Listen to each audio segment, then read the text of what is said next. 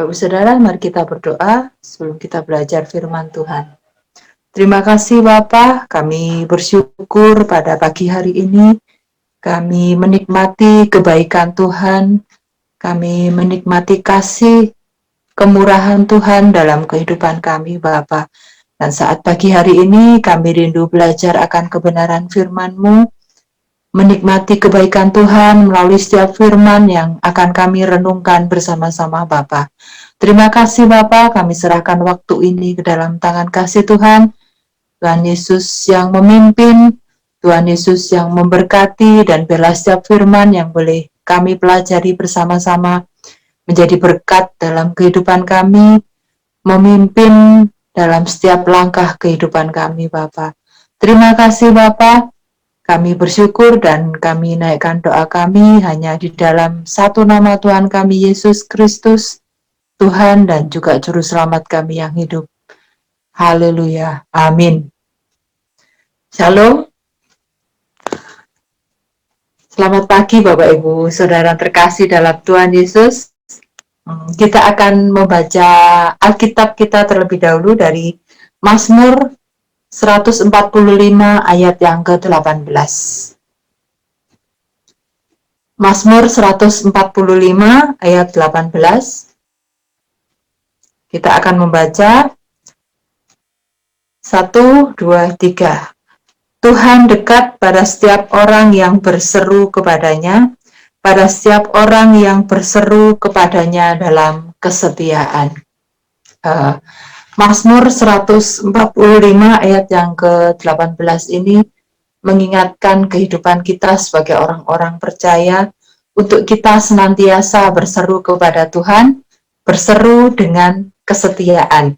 Berseru kepada Tuhan artinya berdoa dengan sepenuh hati, berdoa dengan kesungguhan hati, berdoa dengan tidak jemu-jemu, tidak bosan-bosan, tidak lelah, tetapi kita memiliki waktu-waktu yang bisa kita sediakan untuk Tuhan, untuk kita senantiasa berseru kepada Tuhan.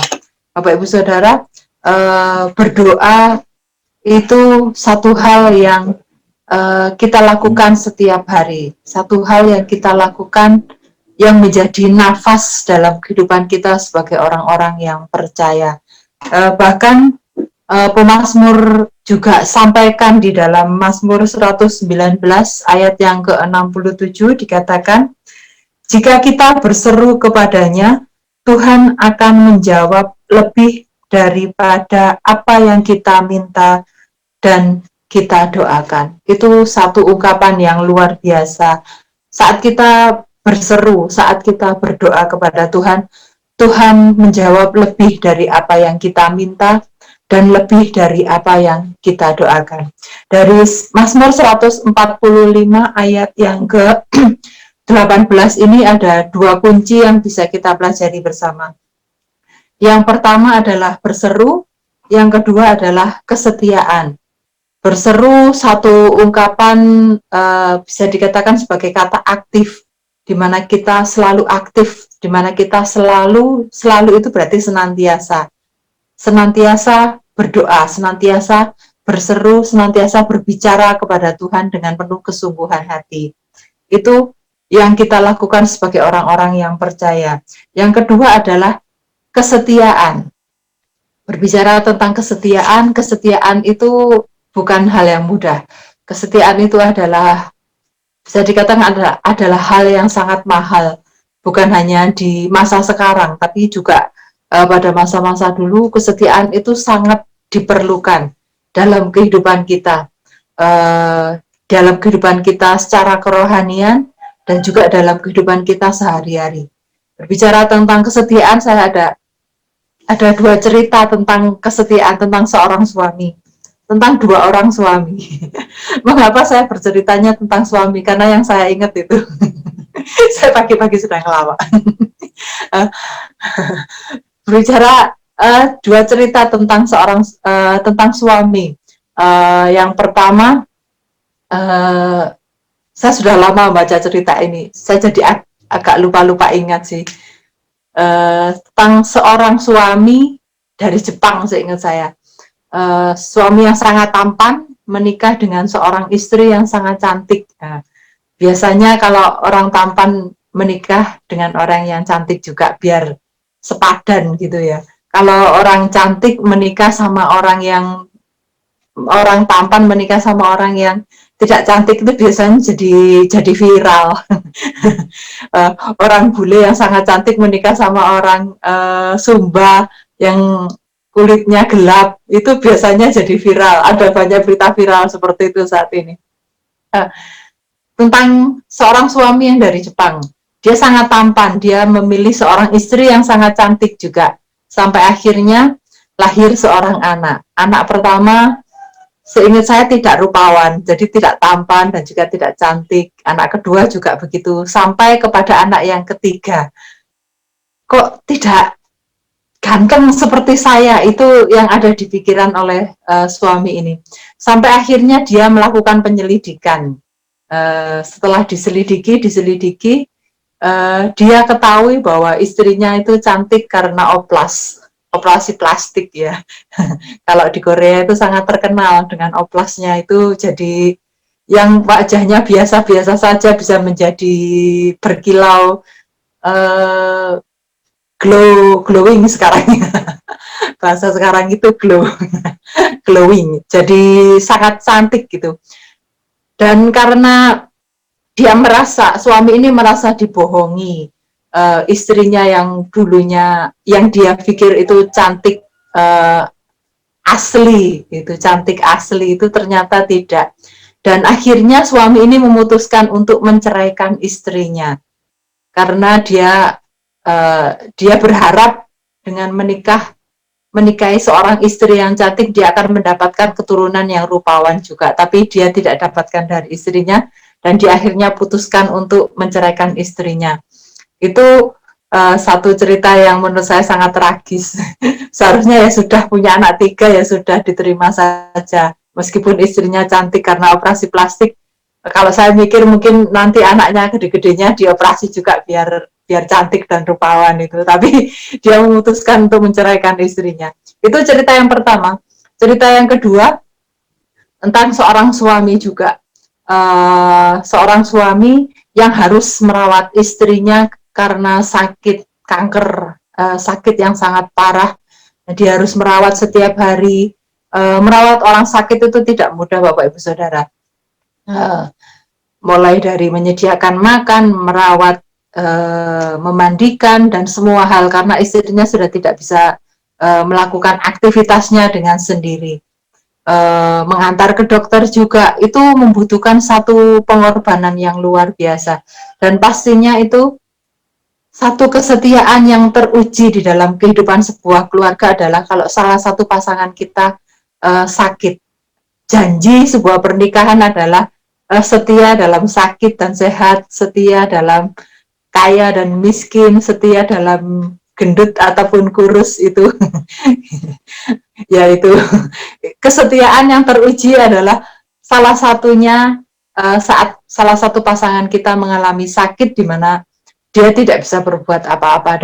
Tapi dari cerita saya ini, suami ini tetap setia meskipun ada banyak sekali opini yang keluar masuk dalam pikiran suami ini. Bisa saja dia meninggalkan istrinya, bisa saja dia mencari istri yang baru, bisa saja dia tidak perlu peduli kepada istrinya, tetapi itu tidak dia lakukan. Dia tetap setia kepada istrinya, merawat istrinya sampai istrinya itu sembuh dan kehidupan rumah tangga itu bisa normal kembali. Bapak Ibu Saudara, dari dua cerita ini ada dua karakter yang saling bertolak, di mana ada kesetiaan yang dinyatakan dan juga di mana ada kesetiaan yang ditinggalkan oleh karena dunia.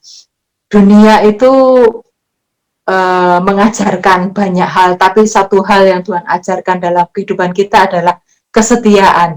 Tuhan mau kita sebagai orang-orang yang percaya, kita memiliki kesetiaan, terlebih dalam kehidupan rohani kita. Seperti firman yang kita baca bersama tadi dari Mazmur 145 ayat yang ke-18, Tuhan dekat. Tuhan dekat dengan siapa? Tuhan dekat dengan orang yang berseru kepadanya. Tuhan dekat dengan orang yang setia berdoa kepadanya. Terlebih, Tuhan dekat dengan orang yang berseru kepadanya dengan kesetiaan. Kesetiaan Tuhan, bisa dikatakan Tuhan tuntut dalam kehidupan kita sebagai orang-orang yang percaya. Tuhan mau kita memiliki kesetiaan. Kesetiaan harus ada dalam kehidupan kita sebagai orang-orang yang percaya. Kesetiaan harus ada dalam kehidupan kita, dalam kehidupan kerohanian kita, supaya kerohanian kita juga bertumbuh hari lepas hari. Bapak Ibu Saudara,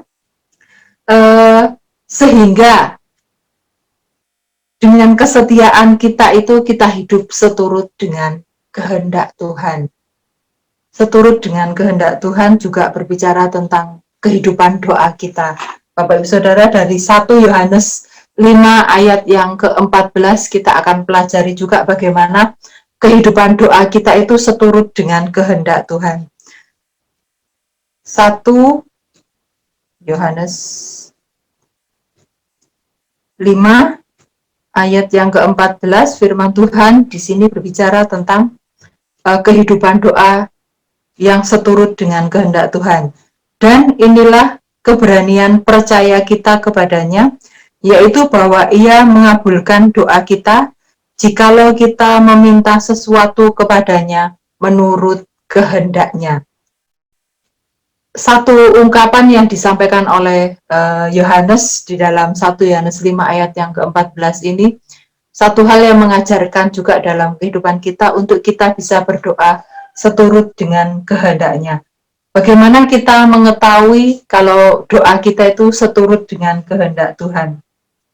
Bagaimana kita tahu apa yang menjadi kehendak Tuhan?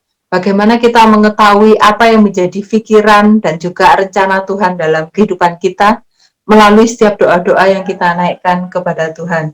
Bapak Ibu Saudara, untuk kita mengetahui kehendak Tuhan adalah kita harus tunduk kepada kehendak Tuhan. Tunduk kepada kehendak Tuhan berarti kita berbicara tentang firman Tuhan.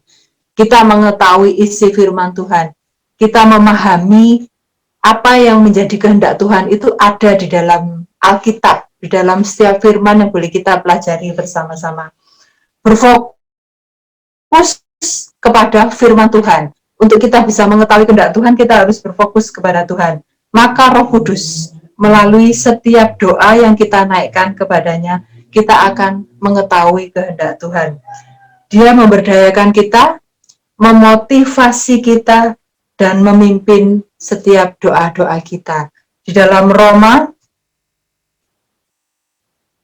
8 ayat 26, Roma 8 ayat 26 dan juga 27, demikian juga Roh membantu kita dalam kelemahan kita, sebab kita tidak tahu bagaimana sebenarnya harus berdoa. Tetapi Roh sendiri berdoa untuk kita kepada Allah dengan keluhan-keluhan yang tidak terucapkan. Dan Allah yang menyelidiki hati nurani mengetahui maksud Roh itu, yaitu bahwa Ia sesuai dengan kehendak Allah berdoa untuk orang-orang kudus. Bapak Ibu Saudara, dari firman Tuhan ini menjadi satu hal yang bisa kita pelajari bersama-sama pada pagi hari ini.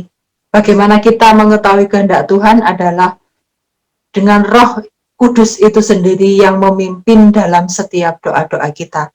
Roh Kudus yang akan menolong kita bagaimana kita berdoa kepada Tuhan, bagaimana kita meminta kepada Tuhan Allah kita.